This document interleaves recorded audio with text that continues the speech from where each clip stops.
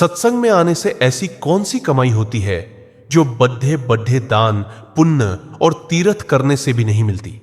क्या आपने कभी सोचा है कि जब हम सत्संग में आकर बैठते हैं तो हमारे अंदर ऐसी कौन सी शांति आती है जो बाहर की दुनिया के किसी भी ऐशो आराम में नहीं है? आज जानेंगे सत्संग की उस असली ताकत को जो हमारी रूह को सीधा सचखंड का रास्ता दिखाती है। राधा स्वामी जी, सत्संग हुड पर आप सभी प्यारी और बख्शिश याफ्ता संगत का स्वागत है। आज हम उस विषय पर विचार करेंगे जो हमारी रूहानियत की नींव है, सत्संग का महत्व और इसका हमारे जीवन पर असर। साथ संगत जी, इस दुनिया में हर इंसान किसी न किसी चीज के पीछे भाग रहा है। कोई पैसे के पीछे, कोई शोहरत के पीछे, तो कोई अपने परिवार के मोह में फंसा है। हम सुबह से लेकर रात तक और पैदाइश से लेकर मौत तक सिर्फ इस दुनिया के धंधों में उलझे रहते हैं। लेकिन इन सब के बीच कुल मालिक की इतनी बड़ी दया मेहर होती है जब वो हमें अपने दरबार में, अपने सत्संग में बैठने का मौका बख्शता है। हुजूर महाराज जी फरमाते हैं कि इस धरती पर सबसे बड़ा पुण्य, सबसे बड़ा दान अगर कोई है तो वो है अपना वक्त निकालकर महापुरुषों के वचनों को सुनना। सत्संग दो शब्दों से मिलकर बना है, सत और संग। सत का मतलब है सच, यानी वो कुल मालिक, वो अकाल पुरख जो हमेशा से था, हमेशा है और हमेशा रहेगा। और संग का मतलब है उसके साथ जुटना।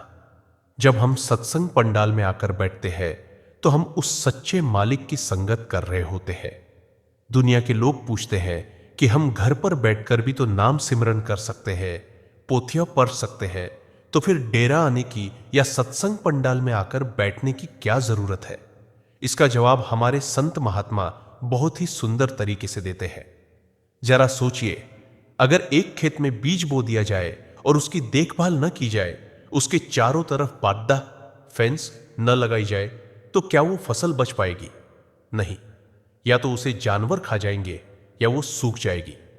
ठीक इसी तरह हमारे अंदर जो नामदान का बीज सतगुरु ने बोया है, सत्संग उस बीज के चारों तरफ एक हिफाजती बाद्दा का काम करता है। जब हम इस भारी दुनिया में कामकाज करते हैं तो हमारा मन इस दुनिया के रंगों में रंग जाता है।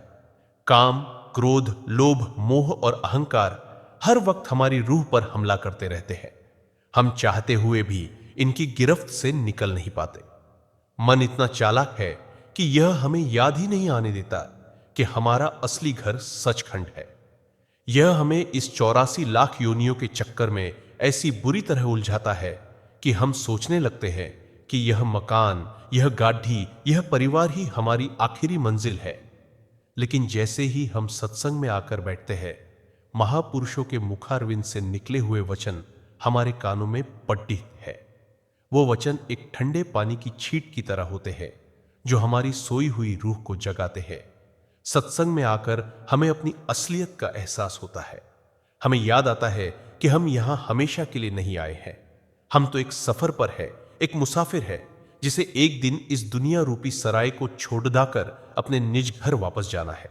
संगत जी, बानी में आता है, सत्संगति कैसी जानिए जिथे एको नामू वखाणिए।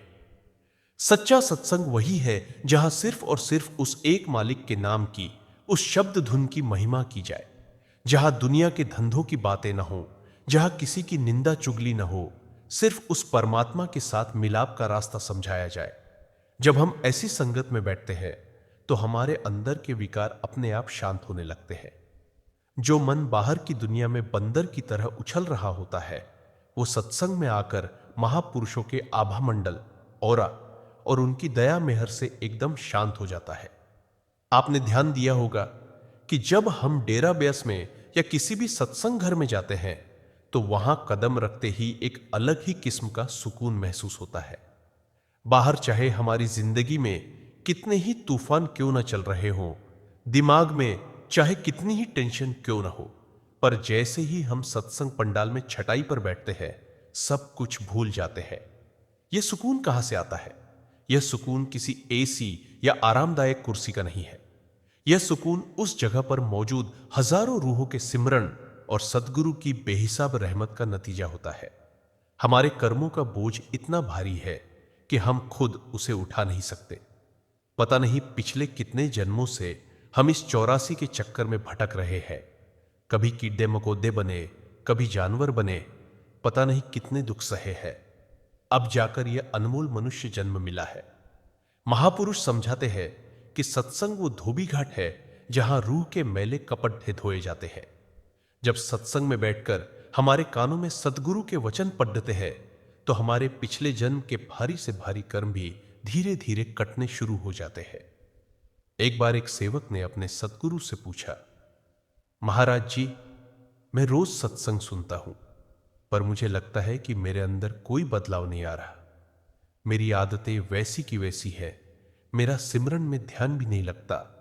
तो क्या मेरे सत्संग सुनने का कोई फायदा हो भी रहा है या मेरा यहां आना बेकार है?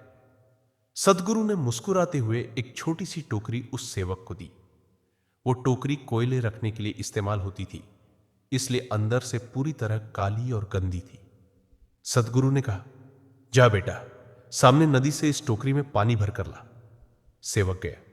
उसने टोकरी नदी में डाली, पर जैसे ही बाहर निकाली सारा पानी टोकरी के छेदों होल्स से बाहर निकल गया। वो खाली टोकरी लेकर वापस आ गया। सद्गुरु ने कहा, दोबारा जा और पानी भर कर ला। सेवक ने दोबारा कोशिश की, पर नतीजा वही रहा। उसने 10 बार 20 बार कोशिश की। आखिर में थक कर बोला, महाराज जी, इस टोकरी में तो छेद है, इसमें पानी कैसे रुक सकता है? यह तो नामुमकिन है। मैं बार बार पानी भरता हूं और वो निकल जाता है। तब सतगुरु ने बड़े प्यार से फरमाया, बेटा, जरा इस टोकरी को ध्यान से देख। पानी चाहे इसमें नहीं रुका, पर बार बार पानी में जाने से इसकी सारी कालिख धुल गई है। जो टोकरी कोयले से बिल्कुल काली थी, वो अब अंदर और बाहर दोनों तरफ से बिल्कुल साफ हो गई है। ठीक इसी तरह हमारा मन भी इस कोयले की टोकरी जैसा है और सत्संग उस निर्मल पानी की तरह। चाहे तुम्हें लगे कि सत्संग के वचन तुम्हारे मन में नहीं रुक रहे, चाहे तुम्हें याद न रहे कि आज सत्संग में क्या बोला गया था, पर जब तुम बार बार सत्संग रूपी पानी में डुबकी लगाते हो तो तुम्हारे मन पर जमी पिछले जन्मों की मैल जरूर धुलने लगती है। एक दिन ये मन पूरी तरह शांत और साफ हो जाएगा और तब इसमें नाम रूपी पानी रुकना भी शुरू हो जाएगा। इसलिए साध संगत जी, सत्संग में आना कभी बेकार नहीं जाता। एक एक घंटी, एक एक पल जो हम अपने मालिक की याद में उसके सत्संग में बिताते हैं, वो हमारी रूहानी कमाई बनकर हमारे खाते में जमा हो जाता है। दुनिया की कमाई तो यहीं धरी की धरी रह जाएगी। बैंक बैलेंस, जमीन जायदाद सब यहीं छूट जाएगा। पर जो वक्त हमने सत्संग में बिताया है, जो सिमरन हमने प्यार और भाव से किया है, वही मरने के बाद हमारे साथ जाएगा और धर्मराज के दरबार में हमारी मदद करेगा। साध संगत जी, महापुरुष फरमाते हैं कि जब यह रूह इस नश्वर शरीर को छोड़ देती है तो उस वक्त दुनिया का कोई भी सगा संबंधी, कोई भी दौलत या ताकत उसे यमदूतों की मार से नहीं बचा सकती। उस भयानक समय में जब इंसान अकेला और बेबस होता है, तब केवल और केवल एक ही हस्ती उसके काम आती है, और वो है वक्त का पूर्ण सतगुरु। और वो सतगुरु भी उन्हीं की बाह पकड़ जाते हैं जिन्होंने जीते जी उनके वचनों पर अमल किया हो, उनके सत्संग में हाजिरी लगाई हो और नाम की कमाई की हो। सत्संग वो रूहानी किला है जहां काल और माया का कोई जोर नहीं चलता। हम अक्सर देखते हैं कि जब भी सत्संग जाने का दिन आता है तो हमारा मन 100 तरह के बहाने बनाने लगता है। कभी शरीर में थकान महसूस होने लगेगी, कभी कोई ऐसा जरूरी काम याद आ जाएगा जो हफ्तों से पेंडिंग था, या अचानक घर में कोई मेहमान आ जाएगा। यह सब इत्तेफाक नहीं है, ये इस मन की, इस काल की बहुत बड़ी चाल है। मन जानता है कि अगर यह जीव सत्संग में चला गया तो वहां महापुरुषों के वचन सुनकर इसकी सोई हुई रूह जाग जाएगी, इसे अपनी असलियत का पता चल जाएगा और फिर यह दुनिया के झूठे रंग तमाशों में रस लेना बंद कर देगा। इसलिए मन पूरी कोशिश करता है कि हम किसी भी तरह सत्संग से दूर रहें। पर जो जीव इस मन से लड़ डाच कर सारी रुकावटों को पार करके सत्संग पंडाल तक पहुंच जाते हैं, उन पर कुल मालिक की कितनी बड़ी बख्शिश होती है, इसका हम अंदाजा भी नहीं लगा सकते। दुनिया के लोग अक्सर हम पर तंज कसते हैं, मजाक उठाते हैं। वो कहते हैं, लो जी, ये चले बड्डे भगत, हर रविवार सत्संग में जाकर बैठ जाते हैं, फिर भी इनके जीवन में इतने दुख है, क्या मिलता है वहां जाकर? दुनिया वालों की नजरों में कामयाबी का मतलब सिर्फ बद्दा घर, महंगी गादी और बैंक बैलेंस है। लेकिन महापुरुषों की नजर में सच्चा कामयाब वो है जिसका मन शांत है और जिसकी रूह अपने निज घर की तरफ सफर कर रही है। सत्संग एक ऐसा रूहानी अस्पताल है जहां हम सब अपनी अपनी रूहानी बीमारियों का इलाज कराने आते हैं। किसी को काम वासना की बीमारी है, किसी को क्रोध की, किसी को लोभ की, किसी को मोह की, तो किसी को अहंकार की। हम सब जन्मों जन्मों के मरीज हैं और सदगुरु वो पूर्ण वैद्य डॉक्टर है जिनके पास हर बीमारी का अचूक इलाज है, और वो इलाज है शब्द या नाम। सत्संग में जाने का सबसे बड़ा फायदा यह होता है कि वहां जाने से हमारे अंदर वैराग्य पैदा होता है। वैराग्य का मतलब यह नहीं कि हम अपने बीवी बच्चों को छोड़ डचकर जंगलों में जाकर बैठ जाए। महापुरुष हमें भगोदर नहीं बनाते, वो हमें घर गृहस्थी में रहकर कमल के फूल की तरह खिलना सिखाते हैं। कमल का फूल कीचदिच में पैदा होता है, उसी पानी में रहता है, लेकिन फिर भी उस पानी से ऊपर उठा रहता है। पानी की एक बूंद भी उसकी पंखुदियों पर नहीं टिकती। इसी तरह सत्संग हमें सिखाता है कि इस दुनिया में रहना तो है, अपने सारे फर्ज भी निभाने हैं, लेकिन दिल से इस दुनिया में नहीं फंसना है। इस बात को गहराई से समझने के लिए एक बहुत ही सुंदर साखी आती है। एक बार एक शहर में एक बहुत ही मशहूर और खतरनाक चोर रहता था। उसका काम ही लोगों को लूटना और धोखा देना था। एक दिन उसने सुना कि शहर के बाहर एक बहुत बद्धे संत महात्मा आए हुए हैं और उनका सत्संग चल रहा है, जहां दूर दूर से बहुत अमीर लोग और सेठ साहूकार आ रहे हैं। चोर के मन में लालच आ गया। उसने सोचा कि सत्संग में लोगों का ध्यान तो महात्मा की बातों में होगा, यही सही मौका है। मैं वहां जाकर पीछे बैठ जाऊंगा और जब सब आंखें बंद करके बैठे होंगे तो किसी बड्ढे सेठ की जेब साफ कर दूंगा। यही सोचकर वो चोर सत्संग पंडाल में पहुंच गया और सबसे पीछे वाली लाइन में जाकर बैठ गया। उसकी नजरें इधर उधर किसी शिकार को ढूंढ रही थी। उसी वक्त सतगुरु स्टेज पर आए और सत्संग शुरू हुआ। उस दिन सतगुरु का विषय था मालिक की सर्वव्यापकता और कर्मों का हिसाब। सतगुरु फरमा रहे थे, ऐ इंसान, तू सोचता है कि तू बंद कमरों में अंधेरे में जो पाप कर रहा है उसे कोई नहीं देख रहा। तू दुनिया की नजरों से तो बच सकता है, पुलिस और कानून से भी बच सकता है, लेकिन उस अकाल पुरख की नजरों से तू कभी नहीं बच सकता। वो तेरे अंदर बैठा हर पल, हर सांस का हिसाब लिख रहा है। जब धर्मराज के दरबार में तेरी पेशी होगी तो तेरे ही अपने हाथ पैर तेरे खिलाफ गवाही देंगे। उस वक्त तेरा क्या हाल होगा?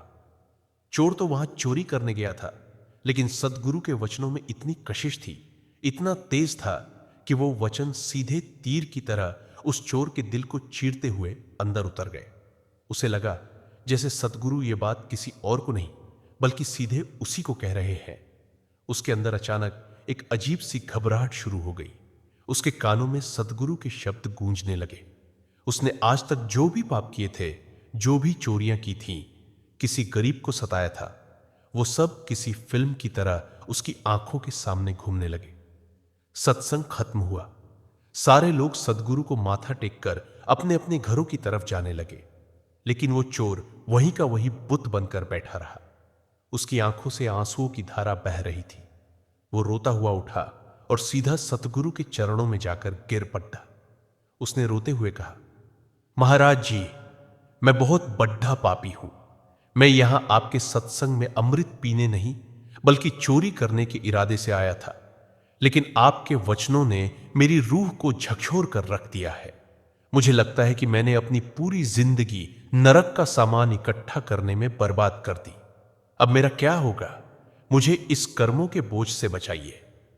सदगुरु तो दया के सागर होते हैं। वो किसी का पिछला इतिहास नहीं देखते, वो तो जीव की वर्तमान तड़डेप को देखते हैं। सदगुरु ने बड़े प्यार से उसके सिर पर हाथ रखा और फरमाया, बेटा, जो बीत गया सो बीत गया। जब जागो तभी सवेरा। तूने आज सत्संग में आकर अपने पापों को मान लिया है। तेरे आंसुओं ने तेरे आधे कर्म धो दिए हैं। अब आज से प्रण कर ले कि कभी किसी का हक नहीं मारेगा, मेहनत की कमाई खाएगा और रोज भजन सिमरन करेगा। मालिक बद्धा दयालु है, वो तुझे जरूर माफ कर देगा। उस एक दिन के सत्संग ने उस भयानक चोर का पूरा जीवन बदल दिया। वो चोर बाद में एक बहुत बद्दा भक्त बना और उसने अपना सारा जीवन मालिक की भक्ति में लगा दिया। साध संगत जी, जरा विचार करने वाली बात है। जो इंसान सत्संग में चोरी करने के इरादे से एक बुरे ख्याल के साथ गया था, जब सत्संग के माहौल ने, महापुरुषों के वचनों ने उस पत्थर दिल को मोम कर दिया, तो जो जीव सच्चे मन से, श्रद्धा और प्यार से मीलों का सफर तय करके अपना काम काज छोड़कर सत्संग में आते हैं, क्या उन पर सदगुरु की दया नहीं बरसेगी? बिल्कुल बरसेगी। सत्संग पारस की तरह है। पारस वो पत्थर होता है जिससे अगर लोहे को छुआ दिया जाए तो वो लोहा भी शुद्ध सोना बन जाता है।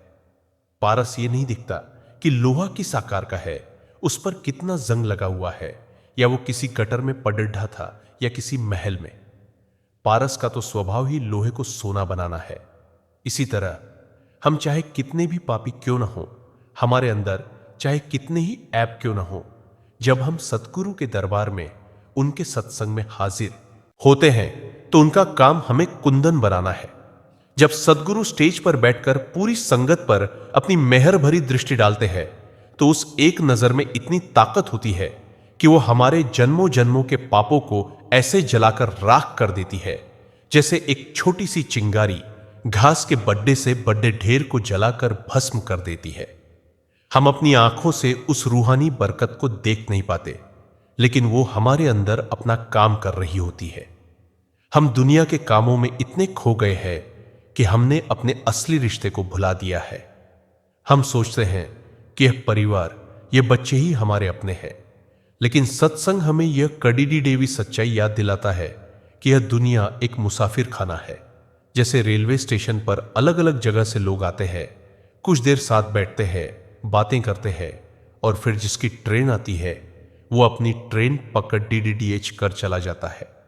कोई किसी के लिए रुकता नहीं है।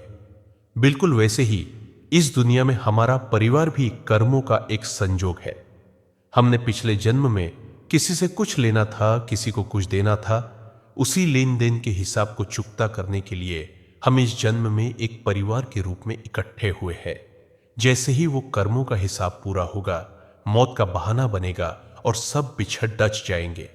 न पति पत्नी के साथ जाएगा, न बेटा बाप के साथ जाएगा। सत्संग में आकर हमें यह ज्ञान होता है कि अगर इस दुनिया में कोई हमारा अपना है जो इस जन्म में भी हमारे साथ है और मरने के बाद भी हमारा साथ नहीं छोड़ेगा, तो वो सिर्फ और सिर्फ हमारे पूर्ण सद्गुरु और वो अकाल पुरख है।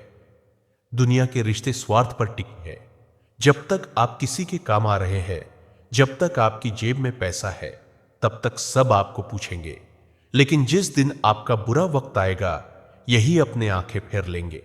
लेकिन सतगुरु का प्यार बिना किसी स्वार्थ के होता है। वो हमसे कुछ नहीं चाहते। वो तो बस इतना चाहते हैं कि हम इस 84 के जेल खाने से आजाद हो जाए और वापस अपने घर सचखंड पहुंच जाए। इसलिए जब हम सत्संग में जाते हैं तो हमारे अंदर इस दुनिया की नश्वरता, मोर्टेलिटी का एहसास पक्का होता है। और जब हमें यह समझ आ जाता है कि यहां सब कुछ नाशवान है, कुछ भी हमेशा रहने वाला नहीं है, तो हमारे अंदर से चीजों को जोड़ने की, हड़पने की और दुनिया को मुट्ठी में करने की जो भूख है वो कम होने लगती है। मन में एक ठहराव आने लगता है, एक संतोष, कंटेंटमेंट पैदा होता है। और जहां संतोष है वहीं सुख है। अक्सर संगत ये सवाल करती है कि हम घर बैठकर सिमरन तो करते हैं लेकिन मन टिकता नहीं है। इसका कारण क्या है? इसका सबसे बड़ा कारण यही है कि हमारे अंदर दुनिया के ख्यालों की आंधी चल रही होती है। लेकिन जब हम सत्संग सुनते हैं तो वो सत्संग हमारे मन के लिए एक जमीन तैयार करता है। जैसे किसान बीज बोने से पहले खेत को जोतता है, उसमें हल चलाता है, उसे नरम करता है ताकि बीज अच्छी तरह से जड़ीडीडेच पकड़ दी आ सके। ठीक वैसे ही सत्संग हमारे इस कठोर मन को नरम करता है, इसे हल की तरह जोतता है। जब हम सत्संग सुनकर वैराग्य में भरकर वापस घर लौटते हैं और सिमरन पर बैठते हैं तो आप महसूस करेंगे कि उस दिन मन बहुत जल्दी एकाग्र होने लगता है। सत्संग सिमरन की खुराक है। बिना सत्संग के हमारा सिमरन अक्सर सूखा और रसहीन, ड्राई हो जाता है। महात्माओं ने तो यहां तक फरमाया है कि जो जीव आलस की वजह से सत्संग छोड़ देता है वो अपने ही पैरों पर कुल्हाड़ी मारता है, क्योंकि बाहर की दुनिया का शोर इतना ज्यादा है कि अगर हम अपनी बैटरी को सत्संग रूपी चार्जर से बार बार चार्ज नहीं करेंगे तो हमारी रूहानी बैटरी बहुत जल्दी डिस्चार्ज हो जाएगी। और एक बार रूहानी बैटरी खत्म हुई तो फिर से ये माया हमें अपने कब्जे में कर लेगी। माया बहुत ताकतवर है। यह माया हमें हर उस तरफ खींचती है जहां हमारा आध्यात्मिक पतन हो, जहां हमारी रूह कमजोर पड़े। जब हम दुनियावी लोगों की संगत में बैठते हैं जिन्हें हम कुसंग कहते हैं, तो वहां क्या बातें होती है? वहां सिर्फ पैसे की, राजनीति की, दूसरों की निंदा चुगली की या फिर दुनियावी सुख सुविधाओं की बातें होती है। ऐसी संगत में बैठकर हमारा मन भी वैसे ही ख्यालों से भर जाता है। हम घर आकर भी उन्हीं बातों के बारे में सोचते हैं और हमारा ध्यान मालिक से पूरी तरह टूट जाता है। कबीर साहिब जी ने बहुत स्पष्ट शब्दों में फरमाया है, कबीर संगत साथ की, जो गंदी की बास, जो कुछ गंदी दे नहीं तो भी बास सुबास। यानी संतों की, महापुरुषों की संगत उस इत्र बेचने वाले परफ्यूमर की तरह है।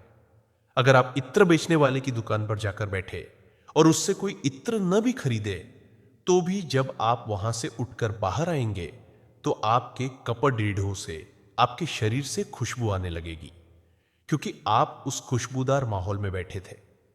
ठीक इसी तरह जब हम सत्संग पंडाल में जाकर बैठते हैं तो चाहे हम बहुत ज्यादा ध्यान न भी लगा पाए, चाहे हमारा मन थोड़ा बहुत भटक भी रहा हो, लेकिन उन पवित्र रूहों और सद्गुरु की मौजूदगी की जो रूहानी खुशबू है, जो पॉजिटिव वाइब्रेशंस है, वो हमारी रूह में बस जाती है।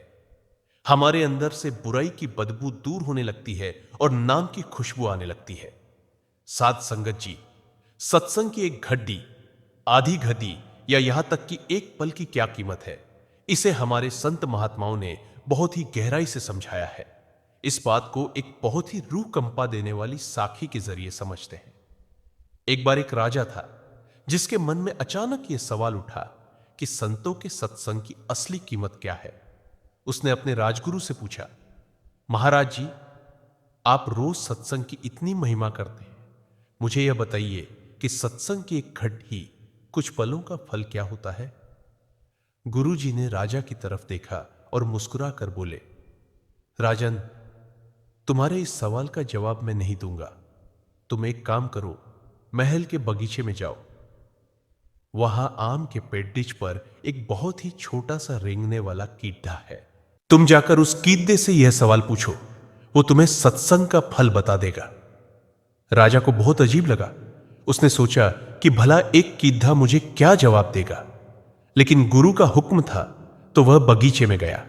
उसने उस कीड़े को खोजा और उसके पास जाकर हाथ जोड़कर बोला, हे जीव, मुझे बताओ कि सत्संग की एक घड़ी का क्या फल होता है। राजा का इतना पूछना ही था कि उस कीड़े ने तड़प कर उसी वक्त अपने प्राण त्याग दिए और मर गया। राजा बहुत घबरा गया। उसने सोचा कि मैंने तो सिर्फ एक सवाल पूछा था, मेरे पूछने से इस बेचारे जीव की हत्या हो गई। वो भागता हुआ गुरुजी के पास आया और बोला, महाराज, वो कीड़ा तो मेरे सवाल पूछते ही मर गया। मुझे मेरे सवाल का जवाब नहीं मिला, उल्टा मुझे एक हत्या का पाप लग गया। गुरुजी बिल्कुल शांत रहे और बोले, घबराओ नहीं राजन, कोई पाप नहीं लगा है। तुम ऐसा करो, पास वाले जंगल में जाओ, वहां एक बहुत ही सुंदर पक्षी एक पेड़ की डाल पर बैठा है, तुम उससे जाकर यही सवाल पूछो। राजा डरा हुआ था, लेकिन फिर भी वो जंगल गया। उसने उस पक्षी को देखा और डरते डरते उससे पूछा, हे पक्षी, क्या तुम मुझे बता सकते हो कि सत्संग की एक घड़ी का फल क्या होता है? जैसे ही राजा ने यह शब्द कहे, उस पक्षी ने फड्डा कर अपनी जान दे दी और पेड़ से नीचे गिर पड़ा। अब तो राजा के पसीने छूट गए। वह कांपने लगा कि यह क्या हो रहा है। वह तुरंत लौटकर गुरुजी के पास आया और रोते हुए बोला, गुरुदेव, मुझे अब कोई जवाब नहीं चाहिए। मेरी वजह से दो जीवों की जान चली गई है। मैं अब किसी से कुछ नहीं पूछूंगा। गुरुजी ने फिर से प्यार से समझाया, राजन, डरने की कोई जरूरत नहीं है। यह सब मालिक के हुक्म से हो रहा है। तुम बस एक आखिरी बार मेरी बात मानो। शहर के बाहर एक किसान की गाय ने अभी अभी एक बछड़े को जन्म दिया है। तुम जाकर उस बछड़े से अपना सवाल पूछो, तुम्हें तुम्हारा जवाब जरूर मिल जाएगा। राजा बिल्कुल तैयार नहीं था, लेकिन गुरु के वचनों को टालना उसके बस में नहीं था। वह भारी कदमों से उस किसान के घर पहुंचा। उसने देखा कि एक नवजात बछड़ा जमीन पर लेटा हुआ है। राजा ने कांपती हुई आवाज में उस बछड़े से पूछा, हे जीव, क्या तुम मुझे सत्संग का फल बता सकते हो? और राजा के देखते ही देखते उस बछड़े ने भी अपनी आंखें हमेशा के लिए बंद कर ली और मर गया। अब राजा फूट फूट कर रोने लगा। उसे लगा कि वह दुनिया का सबसे बड़ा पापी बन गया है। वह भागता हुआ सीधा अपने गुरु के चरणों में गिर पड़ा और बोला, महाराज, आपने यह क्या करवा दिया? मेरे सिर पर 3-3 हत्याओं का पाप चढ़ा गया है। मुझे माफ कर दीजिए, मुझे कोई सत्संग का फल नहीं जानना। गुरुजी ने उसे उठाया और कहा, शांत हो जा राजन, तुमने किसी की हत्या नहीं की है। अब मेरी आखिरी बात ध्यान से सुनो। तुम्हारे ही राज्य के एक बहुत बड़े सेठ के घर बरसों बाद एक बेटे ने जन्म लिया है। तुम तुरंत वहां जाओ और उस नवजात बच्चे से अपना सवाल पूछो, वही तुम्हें असली जवाब देगा। राजा ने हाथ जोड़कर विनती की, नहीं महाराज, कीदा मरा, पक्षी मरा, बछड़ा मरा, मुझे कोई फर्क नहीं पड़ता, लेकिन अगर मेरे पूछने से उस सेठ का इकलौता बेटा मर गया तो वो मुझे फांसी पर चढ़ा देगा। मैं वहां बिल्कुल नहीं जाऊंगा। गुरुजी ने सख्ती से कहा, यह तेरे गुरु का हुक्म है, जा और जाकर पूछ। हार कर राजा सेठ के घर पहुंचा। सेठ के घर में बहुत जश्न का माहौल था। राजा को देखकर सेठ बहुत खुश हुआ और उसे बच्चे के पास ले गया। राजा डर के मारे पसीने से भीगा हुआ था। उसने कांपते हुए हाथ जोड़े और उस छोटे से बच्चे की तरफ देखकर फुसफुसाते हुए पूछा, हे नवजात बालक, क्या तुम मुझे बता सकते हो कि सत्संग की एक गद्दी का फल क्या है? इतना सुनना था कि वह छोटा सा बच्चा अचानक मुस्कुराया और चमत्कार देखिए, उस नवजात बच्चे ने इंसानी आवाज में बोलना शुरू कर दिया। बच्चे ने कहा, राजन, तुम आज भी नहीं समझे कि सत्संग का क्या फल है। याद करो, सबसे पहले मैं एक रेंगने वाला कीड़ा था।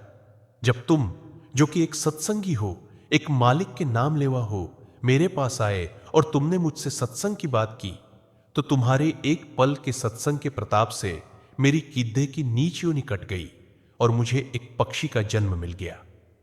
बच्चे ने आगे कहा, जब तुम पक्षी के पास आए और तुमने फिर सत्संग के वचन कहे, तो तुम्हारी उस आधी घड्डी की संगत से मेरे पक्षी की योनि के कर्म भी कट गए और मुझे जानवर बछड़े का शरीर मिल गया।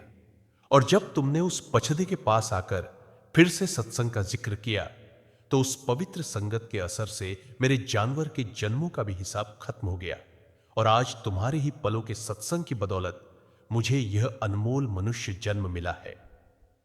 राजन, यह है सत्संग की ताकत। तुम्हारे जैसे एक साधारण सत्संगी के सिर्फ एक पल के संपर्क ने मुझे कीड़े से इंसान बना दिया। साथ संगत जी, इस साखी से हमें क्या समझ आता है? अगर एक आम सत्संगी के पास खड्डे होने से उसके मुख से निकले सत्संग के एक शब्द से एक कीड़ा 84 लाख योनियों का सफर इतनी जल्दी तय करके इंसान बन सकता है, तो जरा सोचिए, जब हम उस पूर्ण सतगुरु के सामने बैठते हैं जो स्वयं निरंकार का रूप है, जब हम उस महापुरुष के वचनों को 1.5-2 घंटे तक लगातार सुनते हैं, तो हमारी रूह की कितनी बड़ी तरक्की होती होगी। हमारे कितने जन्मों के पाप, कितने भयंकर कर्म उस सत्संग की भट्टी में जलकर राख हो जाते हैं। इसका हम अपने इस छोटे से दिमाग से कभी अंदाजा नहीं लगा सकते। हम अपनी अज्ञानता में यह सोचते हैं कि आज सत्संग नहीं गए तो क्या हुआ, अगले हफ्ते चले जाएंगे। लेकिन जो बरकत आज मिलनी थी, जो कर्म आज कटने थे, वो मौका हमने अपने हाथों से गंवा दिया। सत्संग में हाजिरी लगाना कोई मामूली बात नहीं है। यह मालिक का सीधा बुलावा, इनविटेशन होता है। जब तक उस सच्चे दरबार से बुलावा नहीं आता, मजाल है कि कोई इंसान सत्संग पंडाल में एक कदम भी रख सके। कई बार लोग सत्संग घर के बिल्कुल पास रहते हैं, लेकिन पूरी जिंदगी गुजर जाती है, वो अंदर जाकर एक वचन नहीं सुन पाते।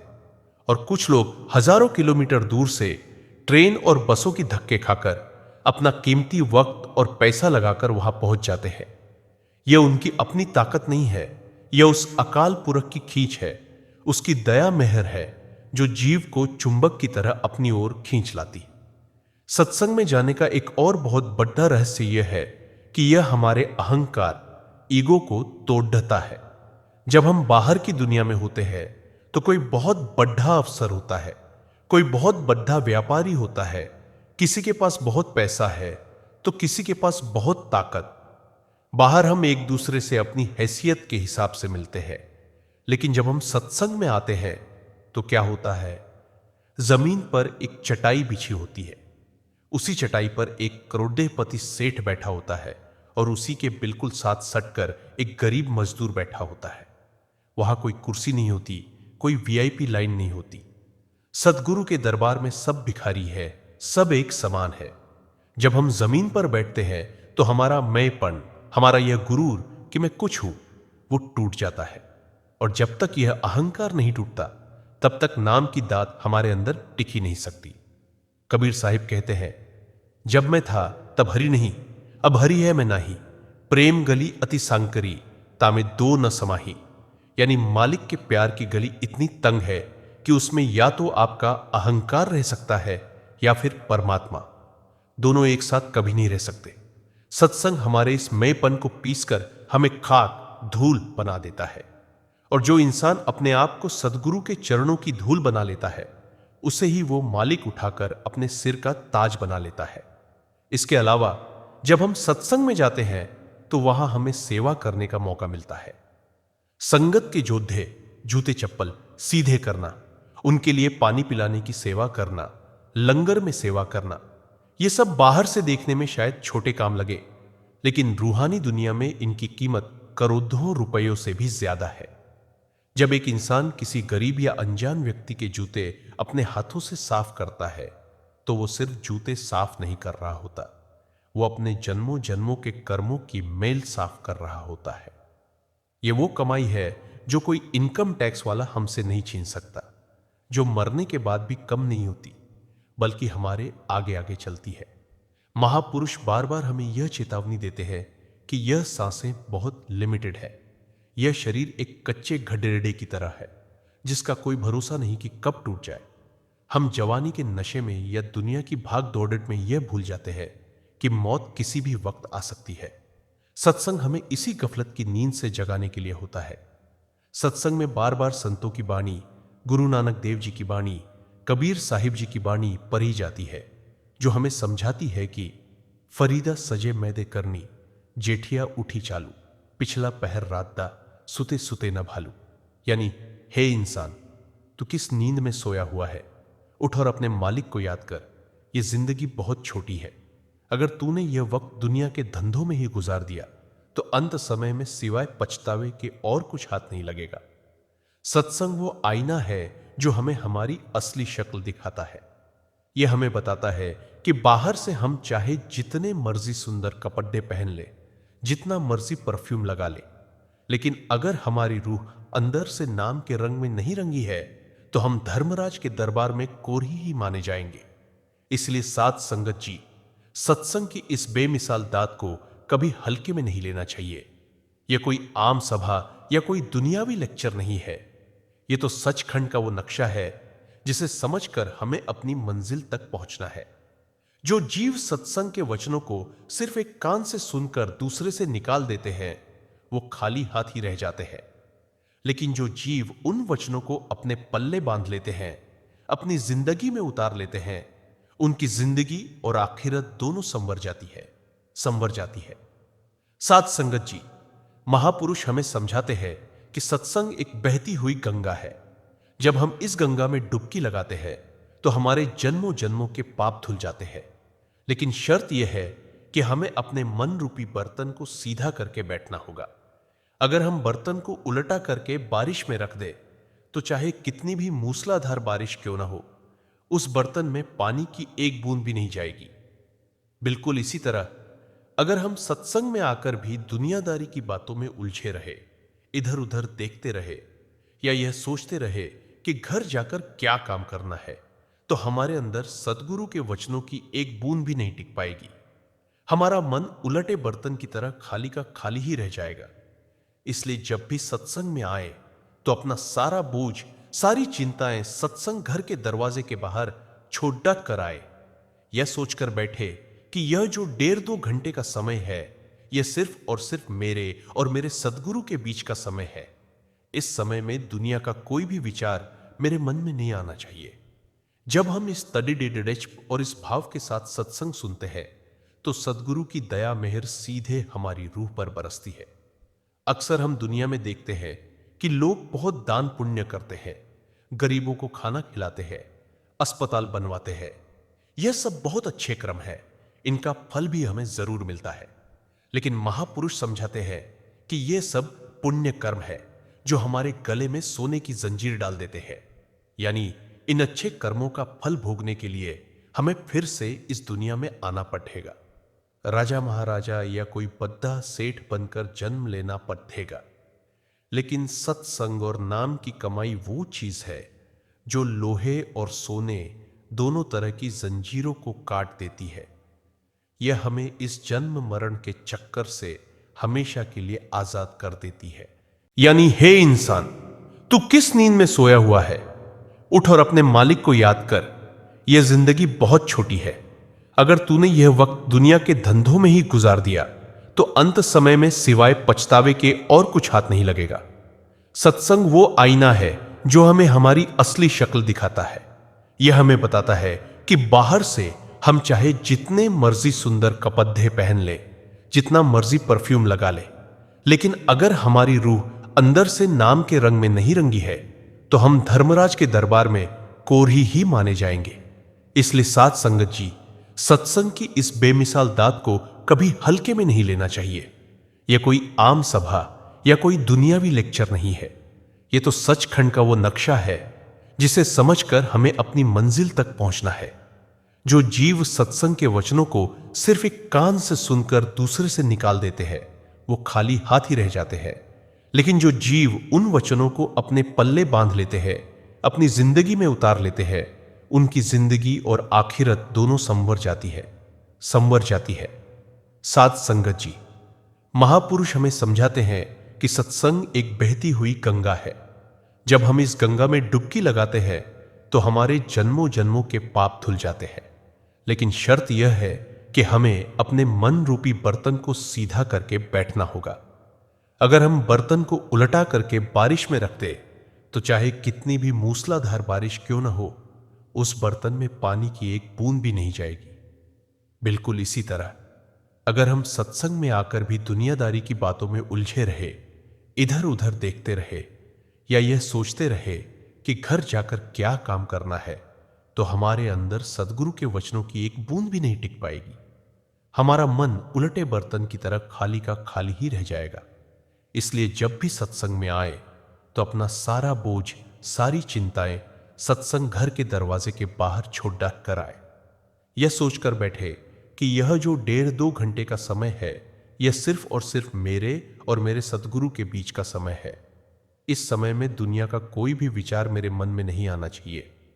जब हम इस तड़प और इस भाव के साथ सत्संग सुनते हैं तो सदगुरु की दया मेहर सीधे हमारी रूह पर बरसती है। अक्सर हम दुनिया में देखते हैं कि लोग बहुत दान पुण्य करते हैं, गरीबों को खाना खिलाते हैं, अस्पताल बनवाते हैं। यह सब बहुत अच्छे क्रम है, इनका फल भी हमें जरूर मिलता है। लेकिन महापुरुष समझाते हैं कि यह सब पुण्य कर्म है जो हमारे गले में सोने की जंजीर डाल देते हैं। यानी इन अच्छे कर्मों का फल भोगने के लिए हमें फिर से इस दुनिया में आना पड़ेगा। राजा महाराजा या कोई बद्दा सेठ बनकर जन्म लेना पड़ेगा। लेकिन सत्संग और नाम की कमाई वो चीज है जो लोहे और सोने दोनों तरह की जंजीरों को काट देती है। यह हमें इस जन्म मरण के चक्कर से हमेशा के लिए आजाद कर देती है। साथ संगत जी, अगर आज के इस सत्संग और साखी को सुनकर आपके दिल को सुकून मिला हो और रूहानियत के रास्ते पर चलने की एक नई प्रेरणा मिली हो तो इस वीडियो को लाइक जरूर करें। इसे अपने परिवार और जानने वालों के साथ शेयर करें। क्या पता आपका एक शेयर किसी भटकी हुई रूह को वापस सदगुरु के चरणों से जोड़ दे। ऐसे ही गहरे और दिल को छू लेने वाले सत्संग और रूहानी साखियां हर रोज सुनने के लिए अपने चैनल को सब्सक्राइब जरूर करें और बेल आइकॉन दबाएं। और हां, कमेंट बॉक्स में सच्चे दिल से राधा स्वामी जी लिखना ना भूले। मालिक आप सब पर अपनी बेइंतहा दया मेहर बनाए रखे। राधा स्वामी जी।